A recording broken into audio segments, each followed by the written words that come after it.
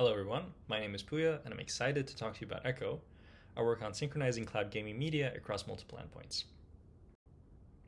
In modern cloud gaming, a VM in the cloud hosts the game engine code and rendering pipeline. It prepares a video and audio stream that the user wants to see and hear. At the user side, there's a screen device, and the screen device establishes a network connection to the cloud server, and through streaming APIs such as WebRTC, it receives this video and audio. And there's a second device, an accessory device, such as a controller, that also establishes a direct network connection to the cloud server, and it sends input data to the cloud server and receives any media relevant for playback to the accessory side. Now you might have noticed that there's a synchronization problem here. At the screen side, I want to send game audio and game video to the screen. At the accessory side, I want to send game audio, chat audio, and haptic feedback, such as controller vibrations. And I want to receive input data from the accessory. Now these two sets of streams are unsynchronized because they're on different network paths. And this lack of synchrony can ruin immersion. For example, if an event happens in the game and in response to it, the controller vibrates 24 milliseconds before you hear the audio of that event through the screen side, you'll be able to detect it. If you look through all pairs of these media, any delay less than 10 milliseconds should be enough for the human to not detect that lack of synchrony. So 10 milliseconds will be our goal. How can we achieve that goal? One approach is clock synchronization. If I can establish a direct network connection between the screen and the accessory, I can keep sending timestamps to and from one another, and based on latency measurements and some approximations, I can synchronize their clocks. With a synchronized clock, I can synchronize their playback. Unfortunately, the network path between the screen and the accessory is long distance and asymmetric, and the error in this delay estimation can easily exceed hundreds of milliseconds. Furthermore, the screen and the accessory are not necessarily local. The accessory is always over Wi-Fi, but the screen can be over Wi-Fi, Ethernet, or cellular. And a typical scenario is when the screen is a phone device connected over cellular connection. Finally, there are delays that the clock synchronization can't do anything about and cannot even measure them. For example, the delay associated with hardware post-processing, or propagation delay that's associated with how long it takes for the sound to travel from the screen to the human. What we propose is a robust, sub-millisecond, end-to-end synchronization scheme that works with any screen and accessory device you can think of. It works with any network and any streaming software stack that you design. To measure the delay, we think about it like this. We send the same media to the accessory and the screen. The accessory knows that according to its own hardware clock, it's going to be playing that media at t equals 0. Unfortunately, it doesn't know when the screen is going to be playing that media, but it does know that the screen and the accessory are in the same physical location, such as the same room. So when the screen plays a media, the accessory could possibly pick it up with a microphone attached to it. Now, if you had a way of looking at that recording and saying, I can hear that playback, that media playback, at some time point, we could put two and two together and say the delay is 50 milliseconds. So how can we get from that recording to finding that media? Well, we know what we're playing at the screen side before we send it to the screen, right? And we also have a recording of that playback from the accessory side. We could just directly cross-correlate these. The place with the max correlation is where you find that delay. This is kind of a rosy picture. In practice, there's lots of background chatter in that room. The microphone that you have is not of the highest quality.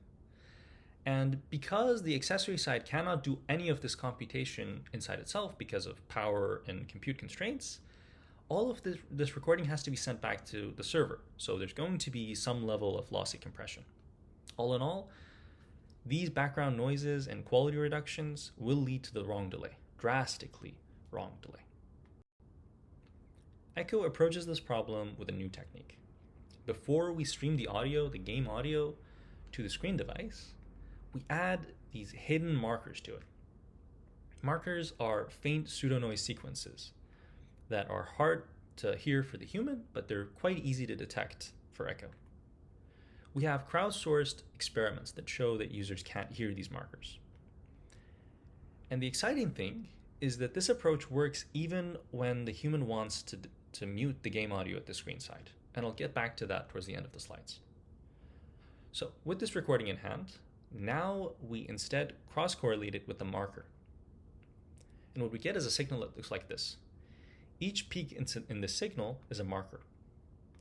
There's quite a few more steps involved in the signal processing pipeline. I don't have time to go over all of them right now, but what I want to highlight is that Ekho is backed by an analytical model that lets you measure a confidence in each peak it detects, and this is why Ekho is so robust in its detection. Okay, with the delay, how can we compensate it? Consider a simple example like this, when the accessory is faster and the screen is slower. What I could do is pause the faster route until the slower route catches up. I can pause by adding an empty silence packet. This is one way to do it. Another way is I skip audio in the slower route. For example, the screen audio is supposed to play audio packet number 12 next, but I could skip 12 and play 13 instead, thereby allowing it to synchronize with the faster route.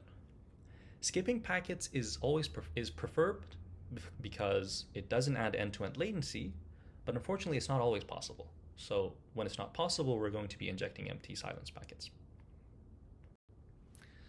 Let me show you what Ekho looks like when you're using it.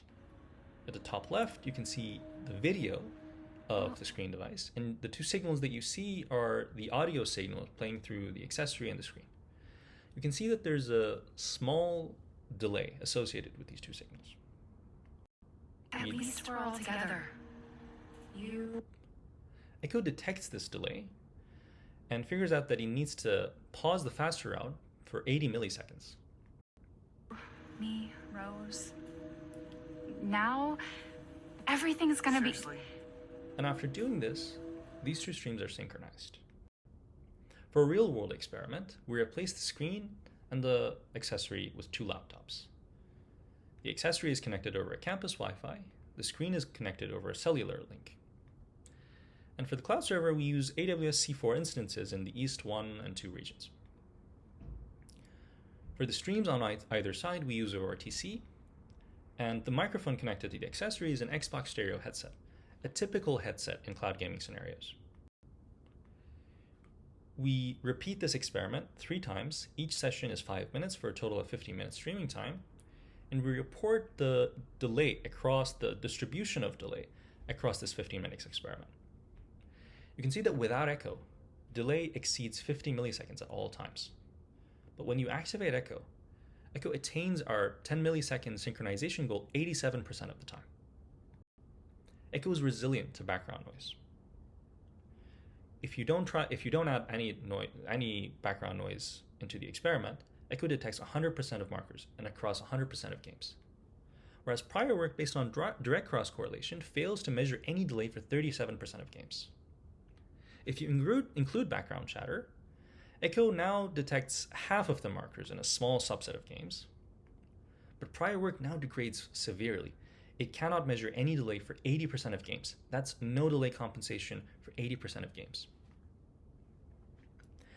There are a few more ablations in the paper. We show that Ekho is resilient to the microphone type and also the uplink compression scheme, and I refer you to the paper for more details. Now, I talked about a scenario where the player wants to mute the game audio from the screen side, but doesn't want to mute it from the accessory side.